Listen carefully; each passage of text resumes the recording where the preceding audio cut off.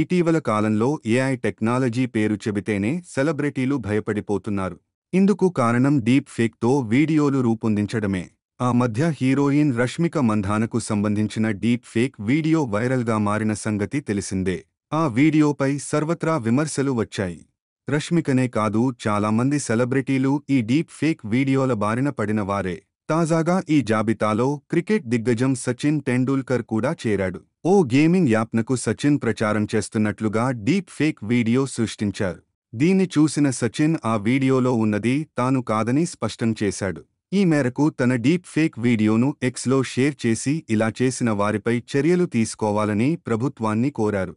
స్కైవార్డ్ aviator quest అనే ఈ gaming యాప్ను సచిన్ ప్రమోట్ చేస్తున్నట్లుగా ఆ వీడియో ఉంది. ఈ యాప్ ద్వారా డబ్బులు ఎలా వేగంగా సంపాదించవచ్చో ఆయన చెబుతున్నట్లుగా ఉంది. కాగా సచిన్ కూతురు సారా టెండూల్కర్ కూడా డీప్ ఫేక్ వీడియో బారిన పడిన సంగతి తెలిసిందే.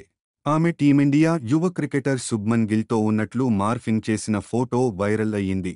ఆమె తన సోదరుడు అర్జున్ టెండూల్కర్తో దిగిన ఫోటోను మార్ఫింగ్ చేశారు. అర్జున్ పేస్ స్థానంలో గిల్ ముఖంతో మార్ఫింగ్ చేశారు. ఇప్పటికే సారా శుభ్మన్ గిల్ మధ్య ప్రేమాయణం నడుస్తోందంటూ సోషల్ మీడియాలో రచ్చ నడుస్తుండడంతో సారా స్వయంగా ఈ ఫోటోపై వివరణ ఇచ్చుకోవాల్సి వచ్చింది.